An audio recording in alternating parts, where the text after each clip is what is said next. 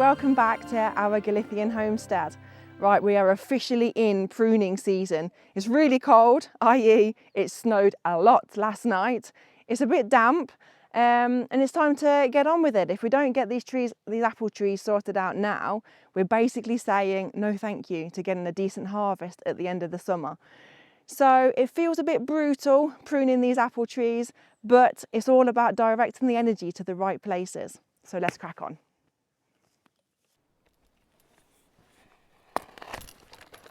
Did I take you out? Sorry.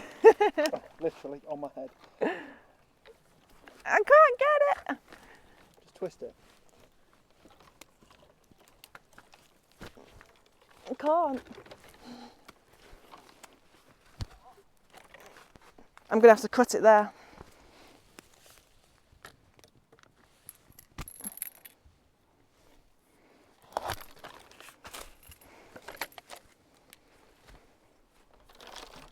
There we go. Wait. Wait.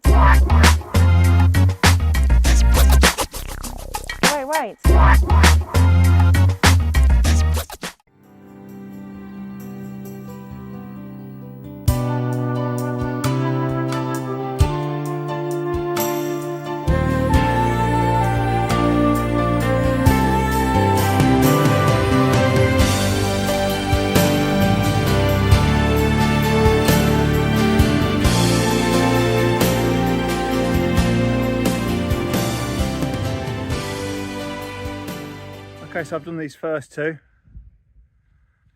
trees. I don't know if you can see that.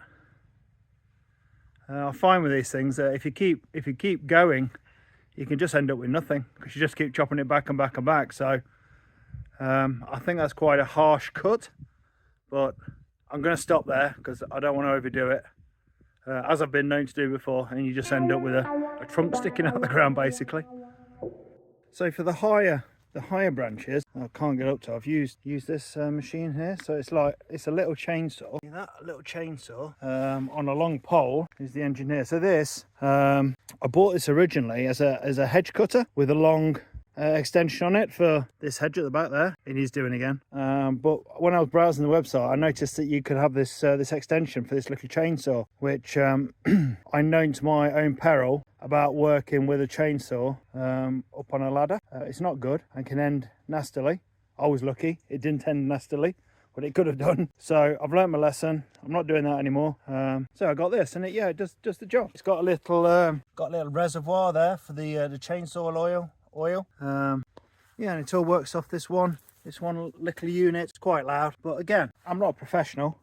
I don't need professional gear. This is probably going to get used 3 or 4 times a year at most. So yeah, just the job. And in fact, I think the extension was only something like 25 euros or something. So absolute bargain. Yeah. So good. I think that's a pretty good purchase. So what I'm going to do now, got these branches that I've took down. I'm going to fire up the old shredder, and I'm just going to shred the branches back around the base of the trees, put the nutrients back in the ground, and offer a bit of moisture protection. Will it hold the water in the ground a bit better? I doubt if these trees need it. They're well established, but I don't think it'd hurt anyway.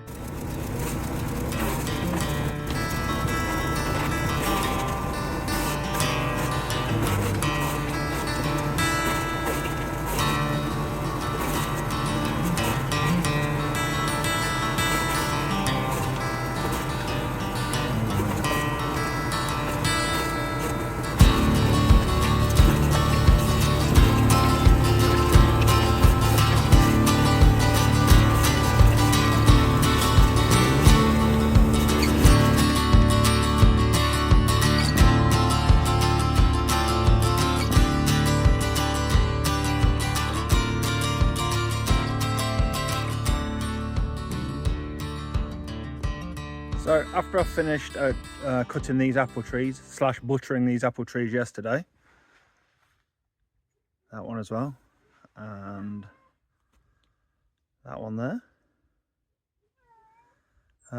we went on to start the hedge, this hedge behind me here. So I was using the same chainsaw attachment that you saw me using on that, the extended chainsaw attachment. I just went in and then cut all the bigger branches out that were in the tree. Now I'm going to attempt to shape the hedge a little bit with this attachment, which was the original attachment which came with this unit. Yeah, so that's the this is the attachment, the hedge trimming attachment. You'll have all seen these before. Not really designed for trimming, obviously, not for cutting larger branches, hence the use of the little chainsaw. So now I'm just going to switch it over. I'm going to show you, fingers crossed, how easy it is to swap from one attachment to the other. So it's just a matter, he says, I've honestly not spent 20 minutes before this figuring out how to do it, honestly. So it's just a matter of that. Undoing, it releases this plate, pressing this little release catch down here, and that slides out. There you can see this is the drive that obviously spins around with a motor and works the machine on the end. So that's that off.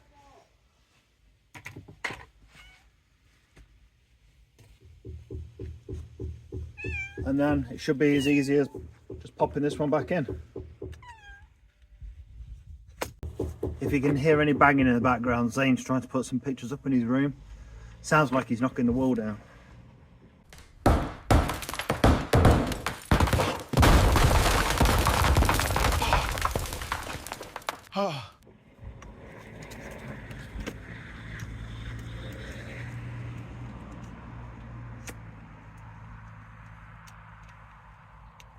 Oh, there we go.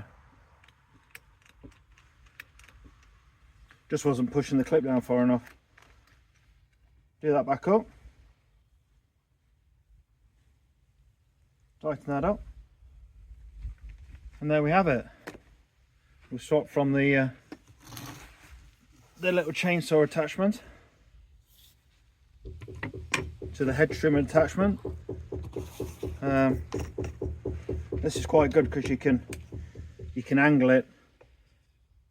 So if you're sort of working with the engine down there, you can like do the top, or if you need to do it the other way.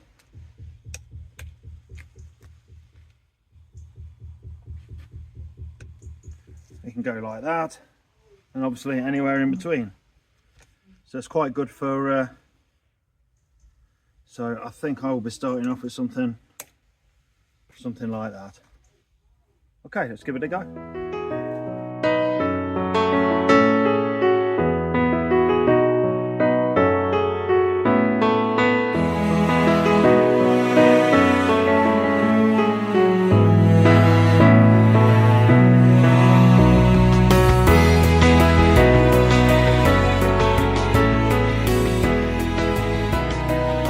Okay, that's that side done. That's fairly quick operation. It's not the best. I've got a lot to do. I'm messing around with topiary. Is that the word? Topiary? Or is that smelly stuff that you have in, no, it's potpourri, isn't it? Topiary, yeah, that's hedge cutting, isn't it, and shaping. I suppose I could have made it into a nice dragon or something, but hey ho. Right, as you can see up the top there, or can you? Yeah, I just need to pop around the other side now to do that, just to get the other side. But yeah, quick rake up of the stuff at the bottom. Right, I'm gonna pop around the other side and do the other side. Okay, so that's the outside done. It's not the best, but it's functional and it looks a bit tidier. Later on in the year, when everything starts growing, the shunter, or the local authority, they come along once a year with a tractor, and this ditch here, this drainage ditch, that gets all cleared out, and they do the side of this hedge, not the top of it, just the side of it. I think their responsibility is so many meters from the centre of the road, so we'll just come along and trim the outside of the hedge and leave the top, but that'll suffice for the time being. The old hedge cutter done its best. Second year I've used this now. If I did have any complaints about it, my complaints would be that it's very easy when you're swinging this around to hit that kill switch just there, so it cuts out on you. And also the choke at the back, when you're moving the cutter around, it's quite easy to just catch that little switch there with your, or whatever rubs against it, and that cuts it out. So there is quite a lot of stopping and starting with it, but like I said before, probably only gets used 4 or 5 times a year, so it's perfectly functional for me. If not a little frustration stopping and starting all the time, but apart from that, yeah, it's pretty good. And yeah, I'm pretty pleased with the hedge. So enough hedge cutting for you lot. You best get on with your days, and I best get on with the rest of this hedge up here. Yeah, might be a while. See you later.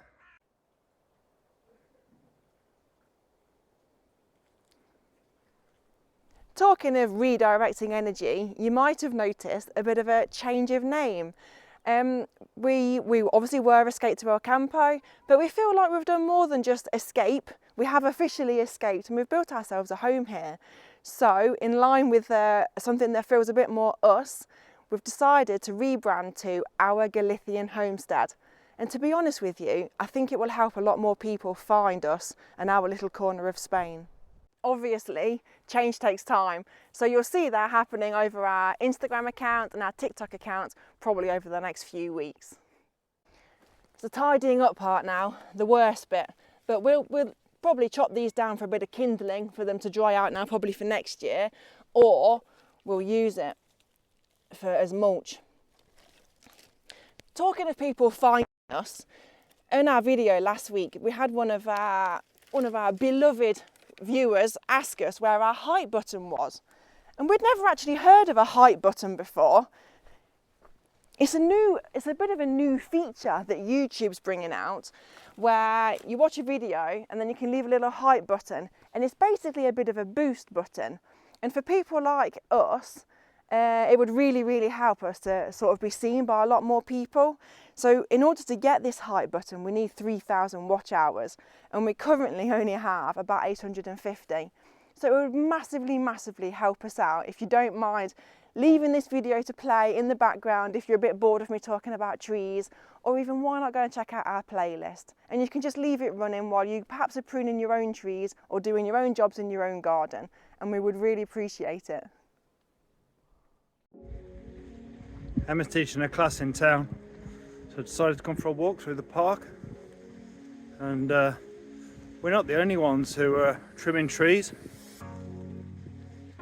The local groundsmen, or whatever they are, the local authority, they've been doing their trees.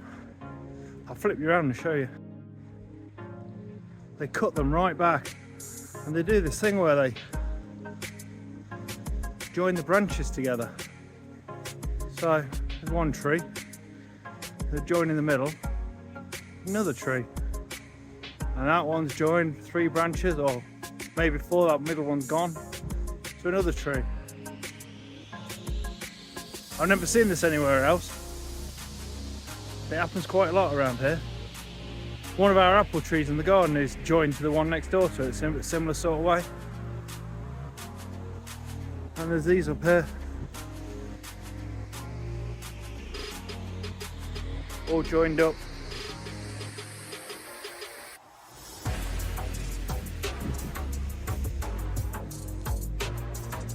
All pruned back, ready for the spring, ready to go. So I'm down the other end of town now, and you can see the guys haven't made it this far down, so they'll be doing exactly the same to these trees.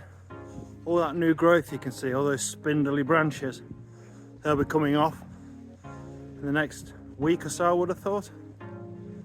And again, look, these are all joined up, all these trees. Joined up to themselves, joined up to the ones next door. It's incredible. I think this one's particularly good because it's sort of got like its own halo. It's not joined to any other tree. All the branches just all joined together.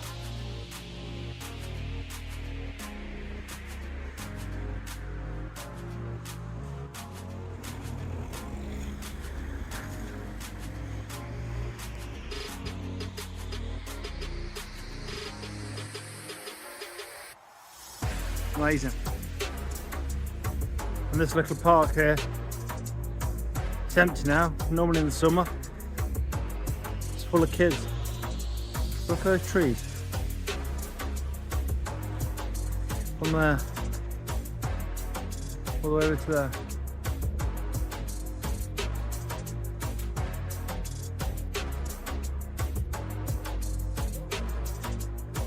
I wonder how old they are. I don't think you'd ever know. Without chopping one down and counting the rings. Is that the way you age a tree? I think it is. Look at them. Fantastic. If I remember, I'll do a little video in the summer when they're all growing back and all the leaves and everything's all on them. So it's not all manual labour this week though. Emma's been back at her painting class and she's started a new tile, a new piece of art. It's a pig tile to celebrate our recent Matantha and to add to the previous tiles that she's painted, which was a cockerel, a cat and a dog. We've got them displayed by the front door as people come into the house.